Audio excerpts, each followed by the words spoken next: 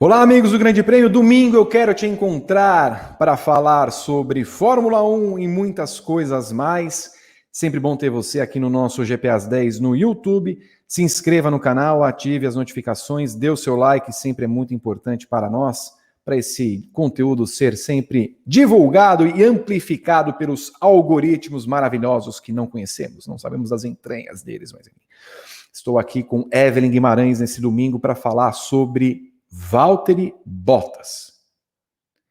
Porque Evelyn Guimarães, os sinais estão muito claros. 4 corridas se passaram e a gente começa a perceber aqui e ali que alguma coisa acontece no nosso coração e ali nas nossas entranhas também, falando em algoritmo, da Mercedes, já que parece cada vez mais claro que a porta da rua da Mercedes é uma serventia da casa para o piloto finlandês. Tudo bem, Evelyn? Oi, Vi, tudo bem? Tudo certinho neste domingo, sem Fórmula 1, mas com muitos sinais, né, de que as coisas vão mudar finalmente na Mercedes, né, porque há 4 anos temos lá Valtteri Bottas inexplicavelmente como companheiro de equipe de Lewis Hamilton, mas não sei, hein? Acho que 2022 teremos uma nova formação e dizem as más línguas, né, que talvez até em 2021. Louco, bicho. Escuta, Evelyn, vou pegar nós temos 3 sinais de que uma mudança está em curso na Mercedes, né? Uhum. O primeiro sinal foram as declarações que Toto Wolff tem feito em corrida e depois dela sobre o piloto finlandês. É bom lembrar que no Bahrein ele entrou no rádio para falar para o Bottas ir mais rápido no final de semana em que na classificação ele ficou muito atrás do Hamilton e na corrida também. No GP da Emília-Romanha ele achou inadmissível o Bottas ter ficado a corrida toda da qual participou disputando posição com George Russell da Mercedes naquelas condições de chuva na 9ª colocação. No GP de Portugal, ele entrou no rádio para falar que ele era o piloto mais rápido da corrida, como quem disse, vai meu filho. E aí depois tem o GP da Espanha, que é um capítulo à parte que eu quero trazer para você depois. Ele até falou, o Toto Wolff, que entrar no rádio é uma coisa que ele vai ter que controlar, ele tem que calar um pouco a boca para segurar a língua. Mas demonstra alguma insatisfação que o rapaz não vai, né, Evelyn? Sim, e não é comum o Toto Wolff fazer isso, né? É muito incomum ele entrar no rádio ou falar, dar essas mensagens né, de motivação, talvez, ou qualquer coisa assim, porque é que a coisa não está muito bem lá dentro mesmo, né? Porque o Toto Wolff não entra no rádio durante a corrida, a gente nunca viu, por exemplo, ele falando com o Hamilton durante a corrida ou qualquer coisa assim, né? Sempre depois e coisas nesse sentido, mas o Bottas tem recebido algumas mensagens aí em momentos muito decisivos, né? No Bahrein, porque a Red Bull estava numa estratégia diferente da Mercedes, né? Ou a Mercedes da Red Bull, mas enfim, ele precisava tentar alguma coisa para cima do Verstappen, não conseguiu. Na Emília-Romanha, né, que ele acabou se envolvendo naquele acidente com o Russell, mas ele não tinha que estar ali na 9ª colocação, e esse foi uma grande crítica do Toto Wolff. Na verdade, ele nem colocou a culpa no Bottas, né? Ele estava culpando o Russell, mas ele disse também, mas também tem uma coisa, o Bottas não tinha nada que tá naquela posição lá. Em Portugal, a mesma coisa. Então, assim, que o Bottas, inclusive, largou na pole, né? Mas não conseguiu fazer dessa pole uma vitória, e isso conta muito contra ele, né?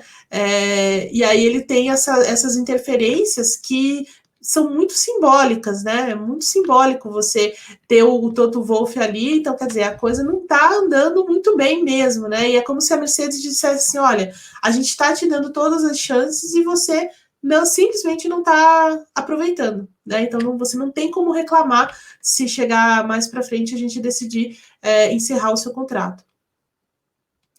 Ô Evelyn, 2 pontos para trazer para vocês. Me parece muito claro que essa linha do tempo, se a gente traçar aqui da pressão sobre o Bottas, começou no GP de Sakir do ano passado, quando ele, nas condições normais, perderia a corrida para George Russell, que substituíra o nosso Lewis Hamilton, que estava com Covid e que não pôde correr aquela prova, e o Russell fez uma corridaça sem ter conhecimento total do carro da Mercedes. Então, num segundo momento, o que se percebe é que também isso se junta ao fato de que eles não podiam trocar o piloto, porque eles já tinham renovado com o Bottas para essa temporada.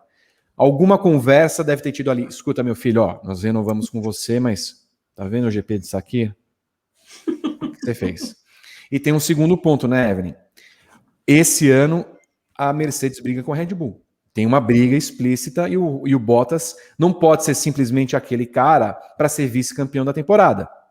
Coisa que ele quase não foi na temporada passada. Né?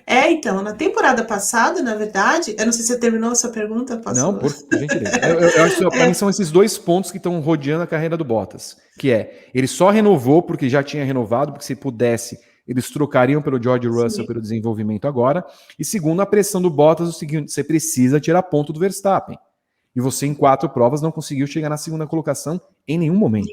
Exatamente.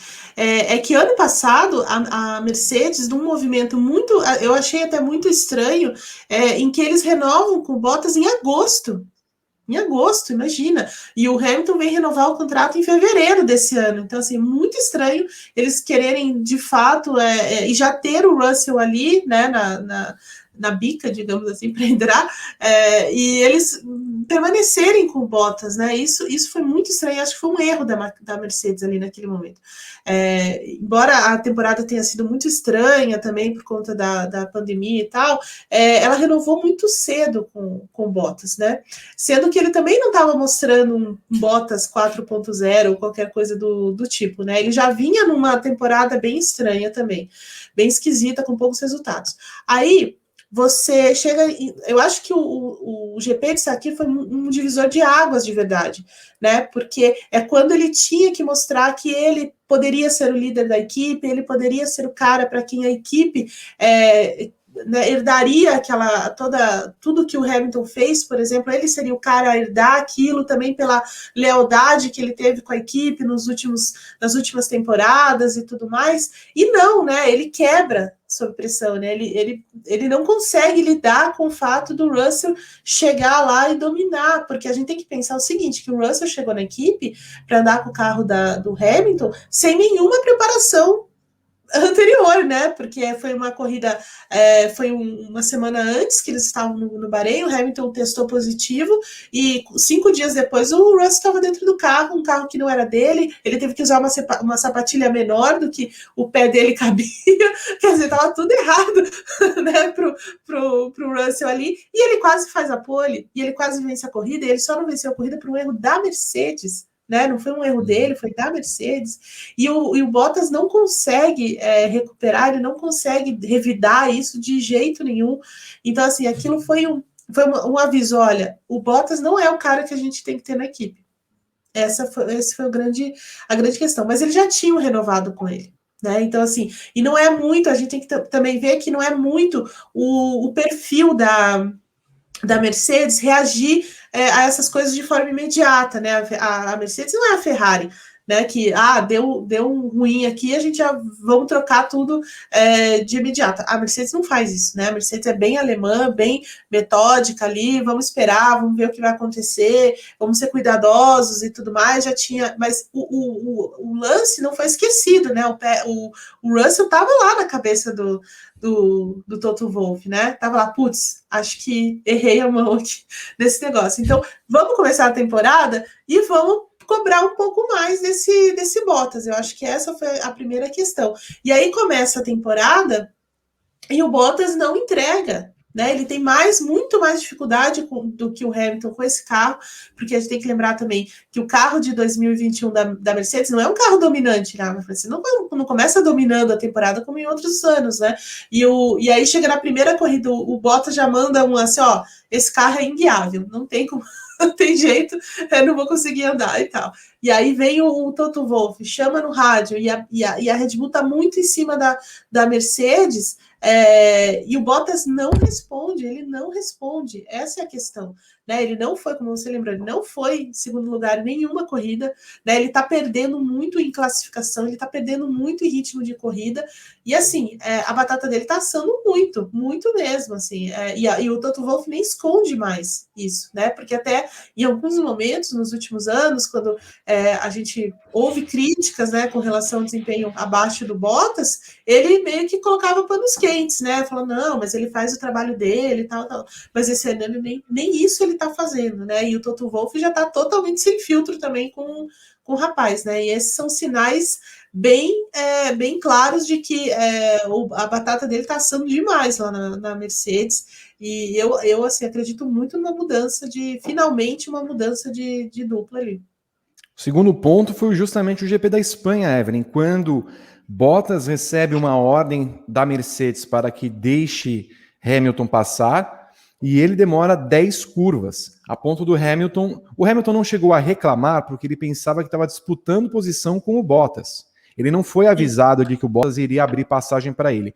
Mas depois fica claro isso, que ele não foi avisado e que a Mercedes havia dado também, que ótimo esse capô, havia fornecido a informação apenas para o piloto finlandês, ele demorou a dar a informação, e o Toto Wolff, no final da corrida, falou assim, olha, se tivéssemos perdido essa corrida por conta disso, eu seria muito mais crítico, quer dizer, ele foi crítico, seria muito mais, e estranhou, falou que ia conversar com o rapaz para entender o que está acontecendo.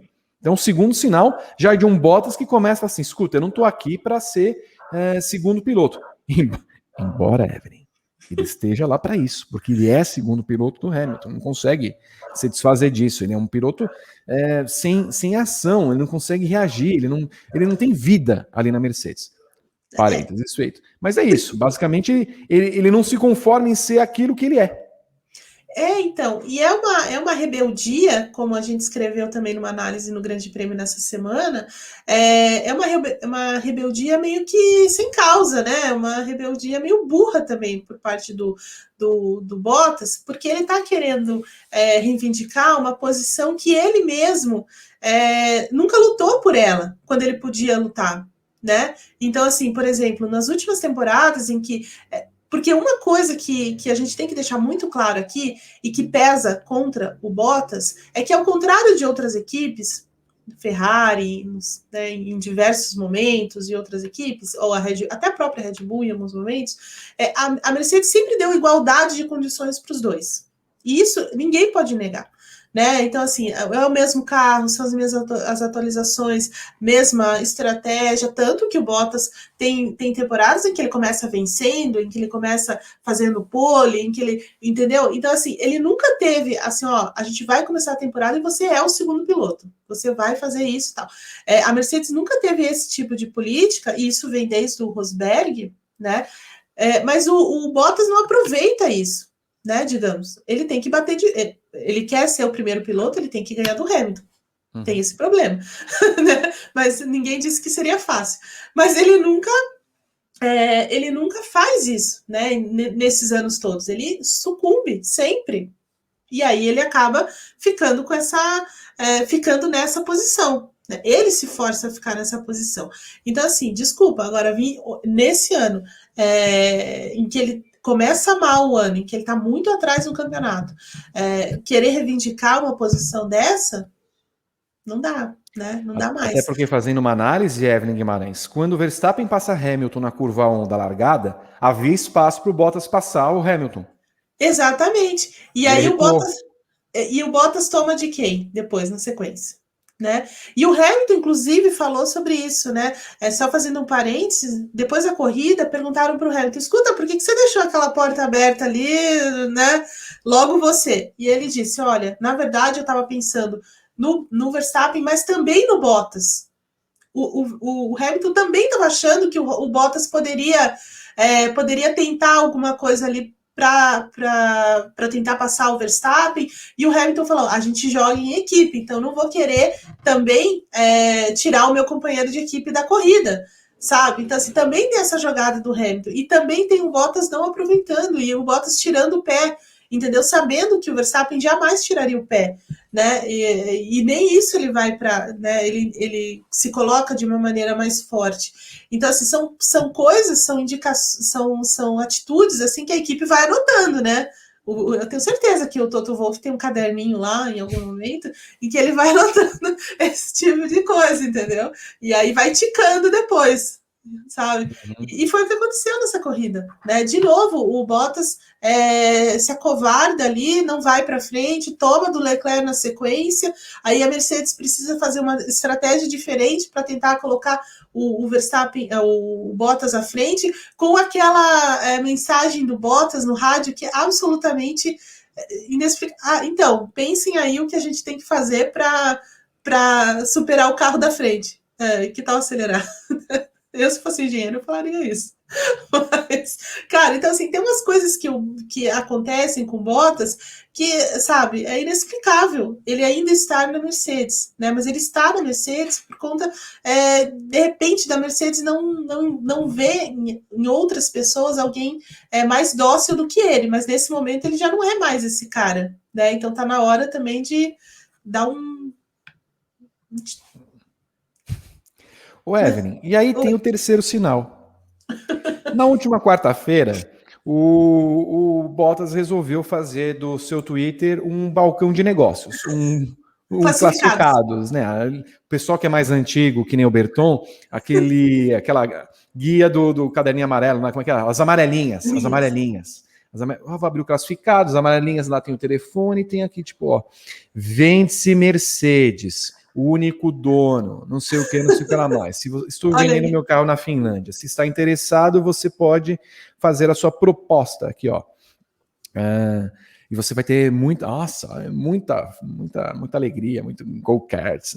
Enfim, escuta, não me parece que Bottas esteja passando fome para ter que vender o carro assim, do nada. Podia colocar assim, quieto, ficar tranquilo, tal. O Vettel vendeu o carro dele, vendeu as Ferraris dele, não ficou fazendo anúncio, até porque não tem nem rede social para fazer anúncio. Mas estava lá, de boa, não sei o que mais. Agora, depois de tudo isso, vendeu a Mercedona. Uma Mercedes irada dessa aí, né, ele deve ter, a Mercedes deve ter dado de presente para ele. É uma afronta, né? Mas assim, é mais um sinal de rebeldia aí do Bottas, né? E é um sinal, assim, no meu ver, né? Mas assim, é um sinal também de que as coisas azedaram de fato lá dentro, né? Porque assim, tinha uma questão em Portugal, que eu até escrevi sobre isso, que era a seguinte: ele fez a pole, né? E lá em Portugal foi a primeira vez em que eles estavam dividindo a primeira fila, né? A primeira dobradinha da Mercedes no grid. Então, o comportamento do Bottas naquela corrida seria interessante para ver o que está acontecendo, né? Para ter um termômetro do que está acontecendo na Mercedes, né? Se ele realmente já sabe que vai sair, então ele vai tocar o, né? Dane-se. Ou se ele ainda tem alguma esperança de ficar lá, ou se alguém falou, olha, vamos ver com o desenrolar da temporada e tudo mais. Então, no primeiro momento, eu achei assim, olha, pelo comportamento dele durante a corrida, que talvez com a pole ali, ele não ofereceu nenhuma grande resistência para o Hamilton na hora que o Hamilton passou e tudo mais.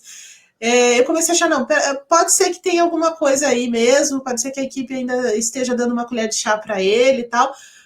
Só que assim, o fato do Toto Wolff ter de entrar no rádio depois para dizer, olha, vamos andar um pouquinho mais rápido, já muda de figura, né? Já muda um pouco.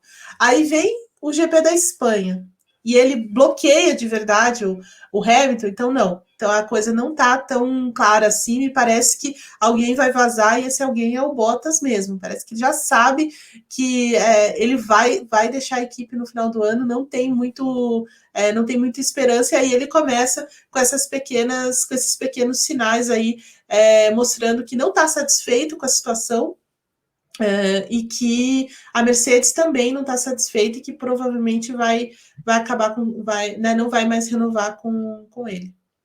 Muito bem.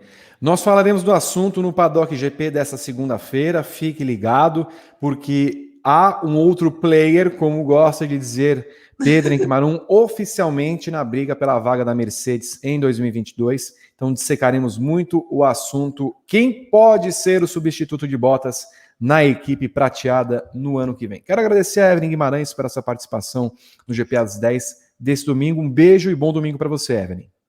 Para você também, Vitor, e para todos. E não percam o Paddock GP amanhã. Se inscrevam no canal, ativem as notificações no nosso canal na twitch.tv/Grande Prêmio. Você também tem lives todos os dias às 13 horas. Mudamos de horário para você no seu almoço acompanhar o nosso conteúdo. Temos Paddock Plus, Giro BR, TTGP, WGP e vem aí todos os programas às 13 horas no horário de Brasília. Grande beijo a todos, bom final de semana. Tchau.